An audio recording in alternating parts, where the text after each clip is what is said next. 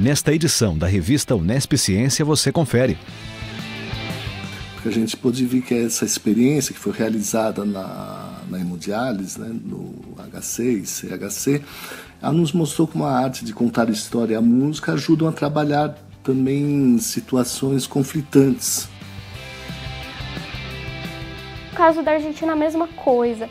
A entrada dessas pessoas provenientes desses países também da América do Sul não necessariamente está relacionada com o aumento do narcotráfico. A revista Unesp Ciência completa 8 anos em 2017. São 8 anos de muitas novas descobertas do conhecimento científico, literário e artístico através das pesquisas. O interior do estado de São Paulo, em Venceslau Braz, guarda um pequeno ornamento que tem muito a dizer nas janelas do antigo casarão de Álvaro Coelho.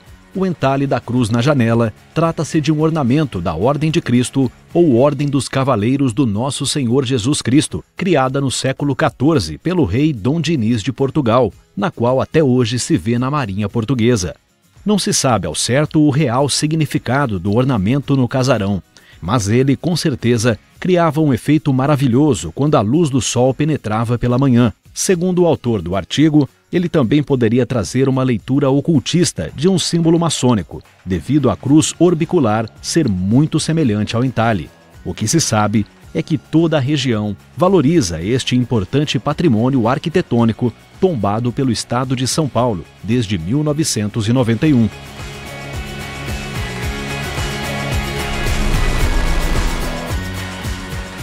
Existiria uma filosofia brasileira? É com essa pergunta que o autor Ivan Domingues, de Filosofia no Brasil, Legados e Perspectivas, Ensaios Metafísicos, pauta o enredo do seu livro. O objetivo é uma reflexão sobre a filosofia brasileira, ou mais precisamente, o problema filosófico da existência ou não dessa área do conhecimento no Brasil. A Organização das Nações Unidas para a Alimentação e Agricultura, a FAO, estima que entre 2010 e 2050 será necessário aumentar a oferta de produtos agrícolas em 70%, sendo que a produção brasileira contribuiria com 40% desse total.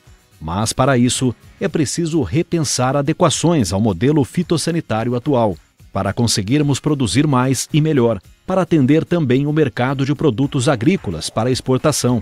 Caberá ao agricultor observar rigorosamente as boas práticas agrícolas, em especial seguindo as recomendações dos programas de manejo e monitoramento de pragas, controle químico de forma inteligente e outros fatores para assim aumentar a competitividade, a sustentabilidade e lucratividade de sua produção para o comércio internacional.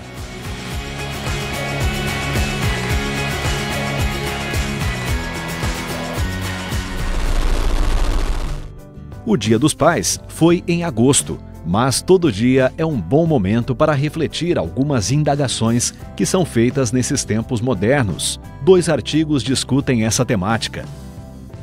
No primeiro, o autor de Dia de Reflexão, o psicólogo e professor Nelson Pedro Silva, tece considerações sobre as consequências do excesso de proteção dos pais, sob a justificativa de que eles não sofram ações violentas ou frustrantes. Já o professor Francisco Hebermann conta um caso sobre o amor entre pais e filhos e o poder dessa relação. Para saber mais sobre esses artigos, acesse www.unespciência.com.br. Neste mês, a revista Unesp Ciência traz 2 artigos que discutem o problema do canal Valo Grande, que fica situado no município de Iguape, perto de Cananéia e Ilha Comprida, no litoral de São Paulo. E é o litoral sul do estado de São Paulo que abriga uma das mais extensas e conservadas áreas de manguezais, um ecossistema bem importante para a fauna e flora brasileira, que vem sofrendo com o desvio preferencial das águas, que estão correndo para o canal artificial do Valo Grande, o que gera assoreamento do percurso natural do rio Ribeira de Iguape. A grande quantidade de água que cai sobre o manguezal tem mudado suas propriedades e, consequentemente, alterando todo o seu sistema costeiro. Isso resultará em um dano inestimável, muitas vezes sem possibilidade de volta se não for repensado imediatamente. Desde o início do século XVI, o tráfico de escravos movimentou a economia europeia e um dos grandes desafios foi fazer com que todas as grandes potências aderissem à abolição do tráfico negreiro. A pressão era feita pela Grã-Bretanha, que havia abolido em 1807, mas que sofria ferrenha oposição de Portugal e da Espanha. O Congresso de Viena, de 1814 a 1815, deu início a esse importante debate, que perdurou por diversas conferências, até assinarem uma declaração em 8 de fevereiro de 1815, que afirmava que o comércio, conhecido pelo nome de tráfico de negros da África, sempre foi considerado pelos homens justos e esclarecidos de todos os tempos como contrário aos princípios da humanidade e da moral universal.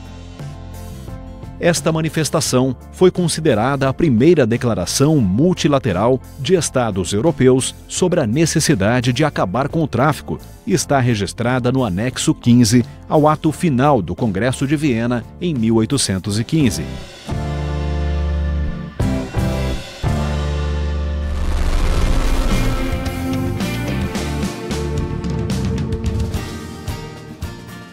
A seguir, o que a mídia acabou interpretando de forma errônea, na minha opinião, foi que Donald Trump disse que os Estados Unidos estariam dispostos a aceitar qualquer acordo de paz que os dois lados concordassem, e não citou um acordo de 2 estados.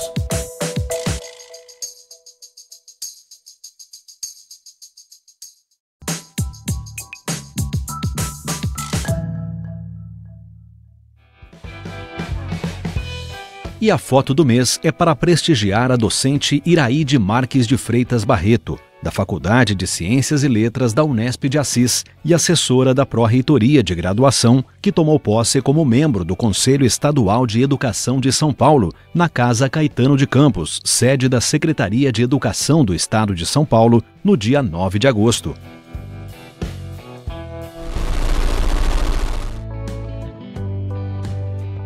Quem é Donald Trump, afinal? Na revista Unesp Ciência desse mês, diferentes artigos discutem os elos do presidente dos Estados Unidos com o povo americano e com outras nações. Nesta primeira entrevista, confira o que a pesquisadora tem a dizer sobre o artigo O que a coletiva de imprensa de Trump e Netanyahu realmente significou. O que eu tentei abordar nesse artigo, da revista Unesp Ciência, foi a relação entre Israel e Estados Unidos após a posse de Donald Trump e a primeira visita do primeiro-ministro israelense Benjamin Netanyahu aos Estados Unidos. A vitória de Trump foi vista por Israel e principalmente pelos aliados do governo como algo positivo. O atual partido que está no poder em Israel, o partido do Likud, é um partido considerado de centro-direita, e vem ampliando os assentamentos na Palestina. E essa política foi muito retalhada pessoalmente pelo antigo presidente americano Barack Obama. Com a virada do governo, com a mudança do governo e a vitória de Donald Trump, isso foi visto positivamente pelos aliados do governo, pensando que Trump iria apoiar Israel nessa empreitada de aumento dos assentamentos nos territórios palestinos. Mas esse apoio não veio diretamente como esperavam. Isso porque, apesar da diferença de discurso e Donald Trump ter um discurso muito mais brando do que Barack Obama, esse apoio não veio. Nessa visita que eu cito no artigo, Donald Trump deixa claro que Israel tem que se comprometer com um acordo de paz e que Israel deve sentar com os palestinos, principalmente com seu líder Mahmoud Abbas, e, de fato, negociar um tratado de paz entre os dois povos. O que a mídia acabou interpretando de forma errônea, na minha opinião, foi que Donald Trump disse que os Estados Unidos estariam dispostos a aceitar qualquer acordo de paz que os dois lados concordassem, e não citou um acordo de 2 estados. Isso foi interpretado como um apoio dos Estados Unidos a uma resolução de um estado único, um estado binacional, por exemplo. Mas isso não é verdade. O que ele disse é que os Estados Unidos iriam apoiar qualquer resolução que os dois lados apoiassem. E, no caso, é muito difícil que os palestinos apoiem uma resolução que não seja a de 2 estados, um estado palestino e um estado israelense. 167. E, recentemente, em uma conversa que foi realizada no background, foi divulgada para a mídia, é que Donald Trump disse que entre os dois líderes, o líder israelense Benjamin Netanyahu e o líder palestino Mahmoud Abbas, Netanyahu é o mais difícil de se negociar, é o que terá mais dificuldade de ceder em uma negociação de paz. E que Mahmoud Abbas, que já tem mais de 80 anos, estaria então chegando ao fim de seu mandato político, veria em uma questão, em um tratado de paz, um legado para o seu governo e para sua trajetória política. Então ele estaria muito interessado em, enfim, negociar a paz com Israel. Mas acredito que toda tentativa para a negociação é bem-vinda e que nós só temos que esperar se Donald Trump conseguirá fazer com que os dois lados se sentem à mesa e, enfim, assinem um acordo de paz, criando dois estados, um estado israelense e um estado palestino. E ainda dentro dessa discussão, veja a relação de Maurício Macri, Donald Trump e as restrições à migração. Esse artigo que eu escrevi para a Unesp Ciência é um artigo que fala um pouco sobre a questão das migrações e como elas foram abordadas pelo governo do Donald Trump, principalmente, e também um pouco sobre como o governo do Maurício Macri, na Argentina, também abordava essa questão, tentando traçar um paralelo entre os dois casos, né? Então, no caso dos Estados Unidos, desde a campanha eleitoral, o Donald Trump tem uma retórica muito forte com a questão das migrações, né? E aí se fala tanto com relação à questão dos países árabes, quanto com relação também à questão do México. E há uma política, uma postura muito mais dura com relação a esses migrantes, né? Então, na campanha eleitoral, a questão da construção de um muro na fronteira com o México foi algo que esteve muito presente, que rendeu muito debate. Tudo isso mostra a tentativa de adotar uma postura muito mais rígida com relação a isso. E também, no que se refere aos países muçulmanos, sempre houve uma tentativa de relacionar a migração desses países, de imigrantes muçulmanos, com a questão do terrorismo. E no artigo eu traço um paralelo entre isso e entre algo que aconteceu na Argentina também no início desse ano, em janeiro de 2017, quando Maurício Macri, o presidente da Argentina, assinou também um decreto dificultando a entrada de imigrantes de certos países vizinhos, especificamente de Bolívia, Paraguai e também do Peru. E no caso da Argentina, esse controle mais rígido das migrações provenientes desses países estava relacionado também, e era relacionado discursivamente com a questão do narcotráfico. Só que quando a gente olha os dados empíricos, o que se vê é que a barrada da entrada dessas pessoas não necessariamente vai ter um impacto muito forte nessas outras questões. No caso dos Estados Unidos, o que se tem é que a maior parte dos atos terroristas que foram cometidos no país, eles não têm relação necessariamente com pessoas provenientes dos países de onde se proibia a entrada, né? Então, se tem muitos casos de terrorismo doméstico, inclusive, ou de pessoas que são migrantes já de segunda geração, ou seja, não são realmente migrantes, mas são descendentes de imigrantes dos Estados Unidos. E no caso da Argentina, a mesma coisa. A entrada dessas pessoas provenientes desses países também da América do Sul não necessariamente está relacionada com o aumento do narcotráfico, porque não se tem uma incidência muito maior de crime e de acusação judicial de pessoas provenientes desses países com relação aos próprios argentinos, né? E o que esses dois casos mostram um pouco é que isso está muito relacionado com a questão da segurança. Então, tenta-se usar a questão da segurança nacional e relacionar as migrações com o crime ou com a questão do terrorismo para legitimar essa postura muito mais rígida com relação à própria migração. Então, o que se vê é uma relação discursiva muito grande entre segurança e migrações que faz com que, de certa forma, haja uma securitização das migrações, ou seja, a questão da migração é tratada como um problema de segurança E os meios que são usados para lidar com essa questão são meios principalmente policiais e meios militares, e não, e sim uma forma de tentar acolher essas pessoas ou tentar lidar com os problemas estruturais que levam à migração em si.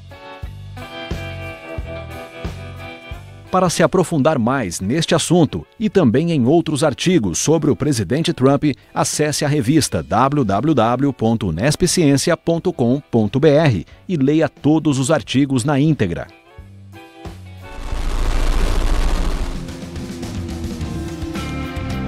A seguir, você tem, por exemplo, estratégias de narração de histórias que envolvem contos tradicionais e história de vida dos pacientes, também favorecem todo um desenvolvimento de uma parte afetiva e emocional que emerge desse paciente, né?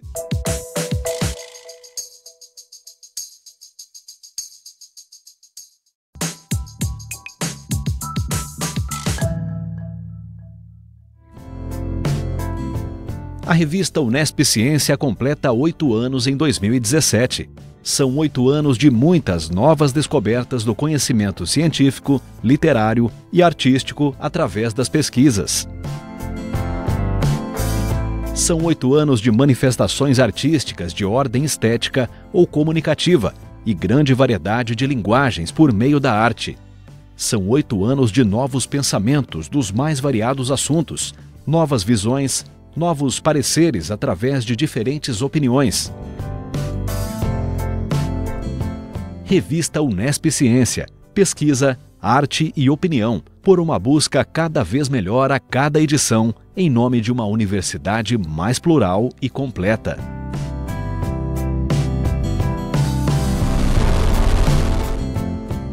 Para melhorar as condições e tratamentos no Instituto Central do Hospital das Clínicas da Faculdade de Medicina da Universidade de São Paulo, um importante projeto tem dado resultado. O Grupo de Trabalho de Humanização e a Associação Arte Despertar têm utilizado objetos sonoros e narrações de história para mudar a vida das pessoas que passam por lá.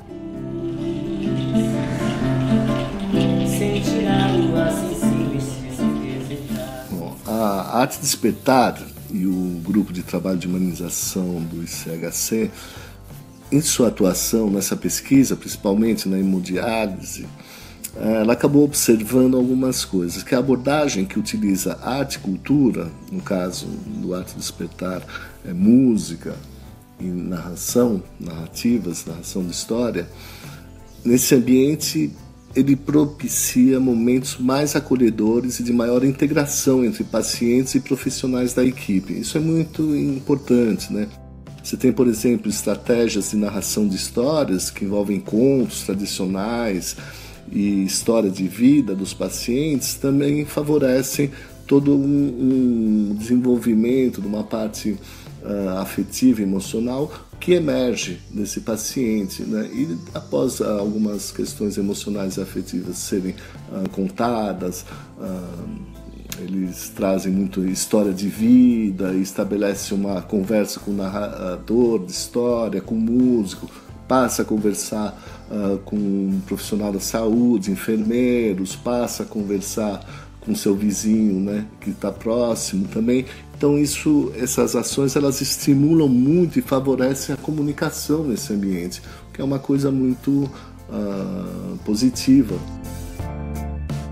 Durante a pesquisa nós fizemos várias entrevistas com a equipe multiprofissional dessa área. Ali nós temos assistentes sociais, enfermeiros, médicos, vários colaboradores, assistentes, colaboradores da saúde também, né? Um dos depoimentos que nós achamos assim mais importantes dentro de todos, claro, mas que pode falar dessa melhora desse ambiente, foi do médico nefrologista da unidade. Ele diz que um dos fatores de mortalidade na hemodiálise a ser considerado é a não aderência dos pacientes ao tratamento.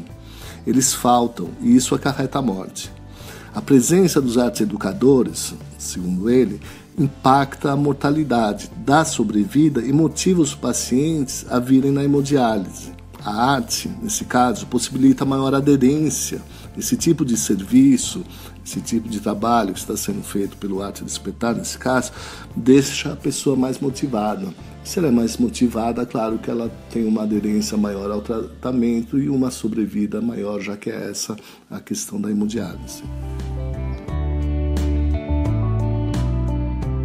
Porque a gente pôde ver que essa experiência que foi realizada na hemodiálise, né, no HC e CHC, ela nos mostrou como a arte de contar história e a música ajudam a trabalhar também situações conflitantes, né, que existem nesses ambientes e que auxilia a amenizar o sofrimento dos pacientes, pois contribuem com a saúde psíquica e emocional desses, como também altera o ambiente.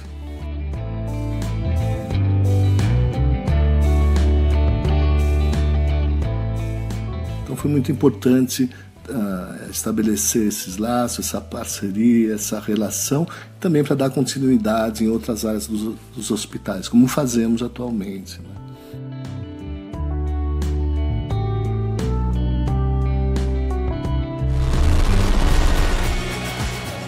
A data de 18 de junho deveria ser lembrada por 2 motivos: a morte de José Saramago e o Dia do Químico. E para nos lembrar disso, a revista Unesp Ciência desse mês traz um artigo que fala da genialidade do escritor, sobre a fragilidade da condição humana no mundo, e outro sobre o tão importante profissional de química. São textos que se complementam, assim como o dia 18 de junho. Para saber mais sobre esses assuntos, entre em www.unespciencia.com.br e confira as matérias na íntegra. O Unesp Ciência fica por aqui. Até a próxima!